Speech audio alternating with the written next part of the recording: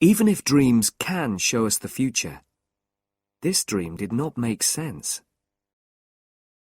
Must I never pass a lorry on a clear road? Can a dream show us the future and give us the opportunity of changing it? It is hard to believe. If we can see the future in a dream, then surely the future already exists.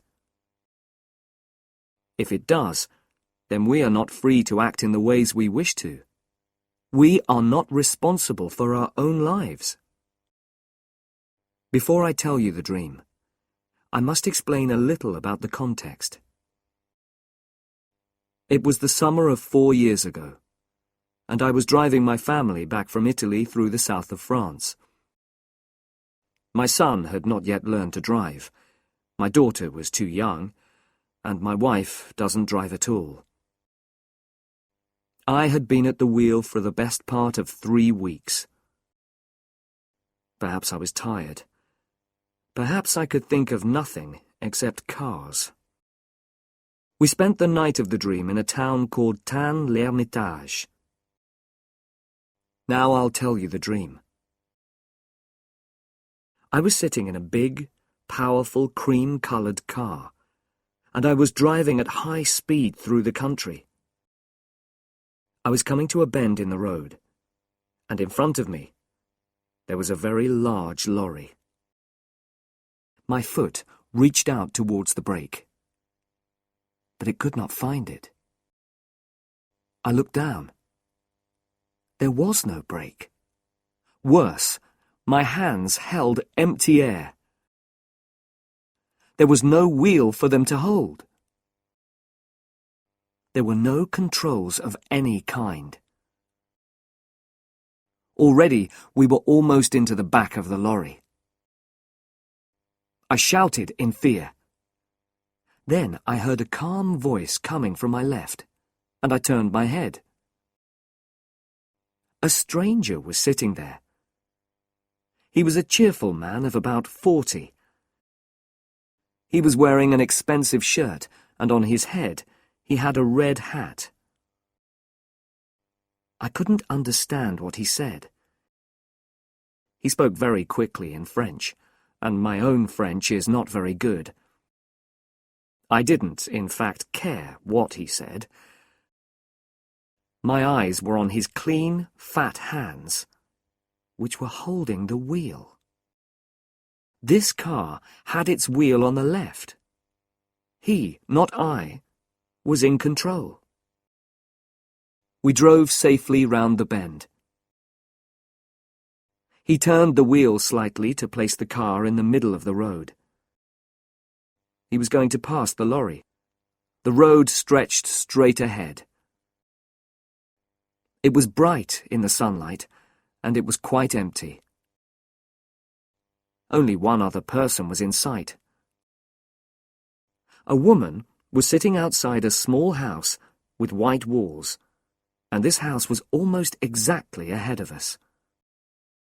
She was sitting by a table, putting some flowers in pots. She wanted to sell us some, and waved them at us. This sight, for some reason, filled me with a terrible fear. The flowers made me think of death, and our final resting place.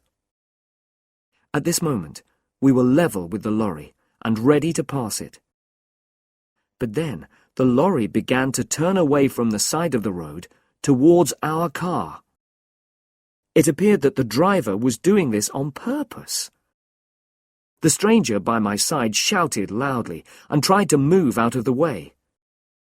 There was a terrible noise from the back of the car, and then an explosion. The earth seemed to turn over, and the noise of flames burned in my ears. At that point, I woke up in fear.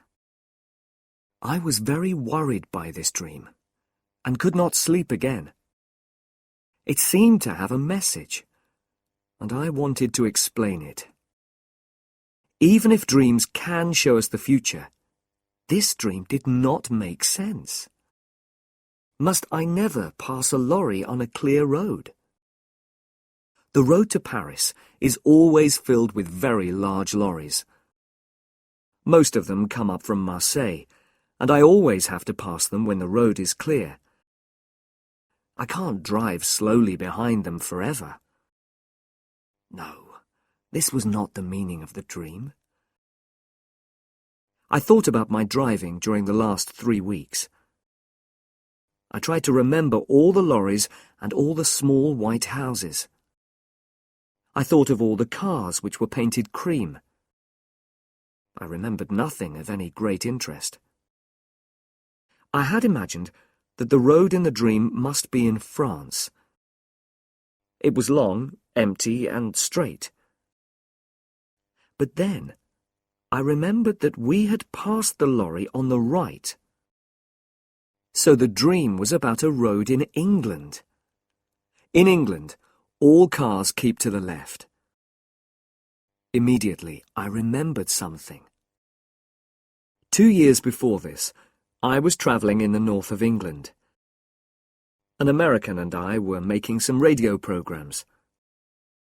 He had brought his car from America, and of course the driver sat on the left side.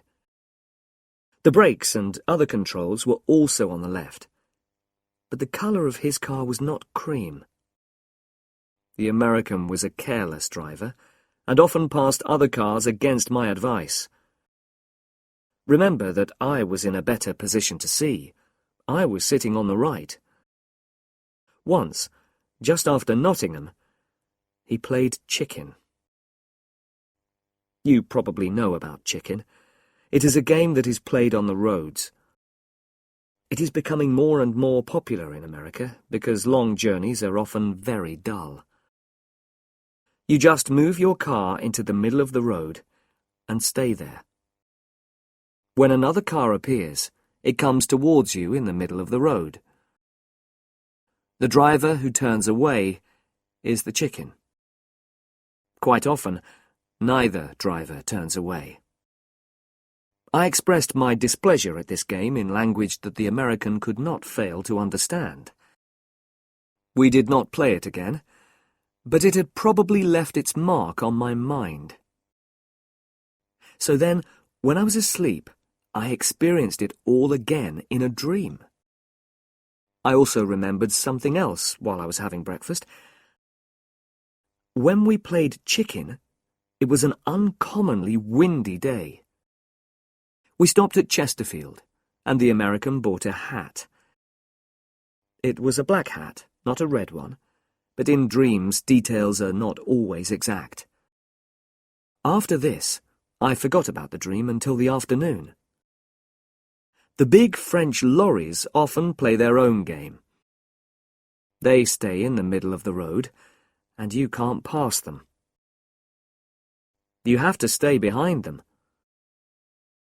Sometimes you have to follow them for endless kilometres, although the roads are almost completely empty.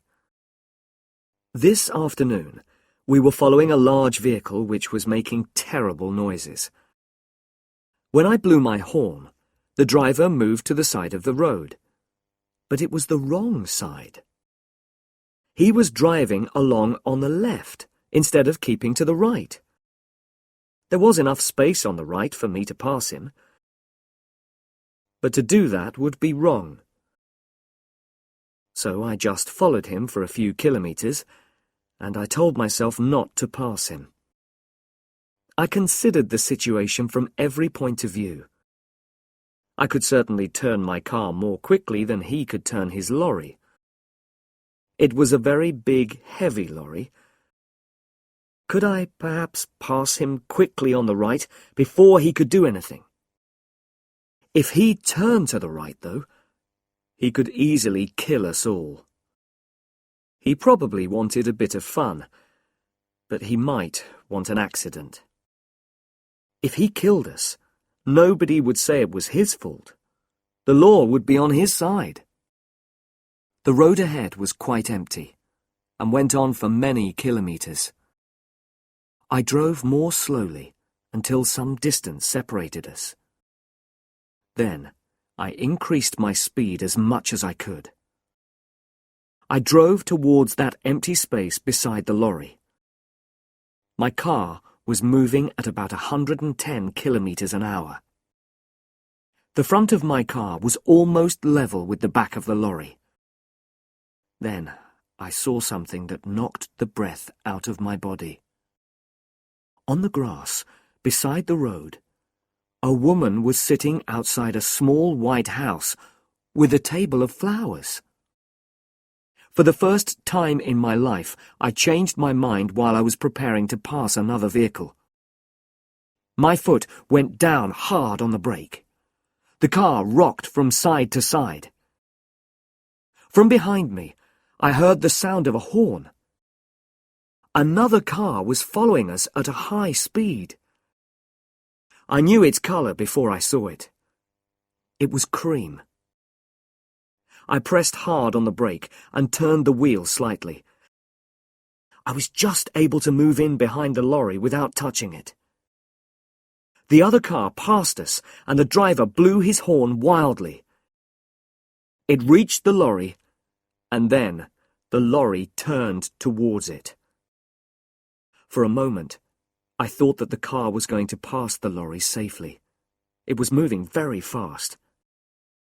Then the front of the lorry just touched the back of the car.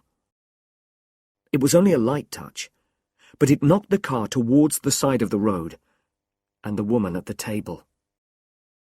The driver of that car knew exactly what to do. With the greatest skill, he turned it back into the middle of the road. His control was wonderful, much better than mine. He waved angrily at the lorry driver and drove quickly away in a cloud of dust. He was soon out of sight. We stayed that night in Fontainebleau. A big car was standing outside the hotel, and the back showed signs of damage to the paintwork. It was a cream car, and so I looked for the driver.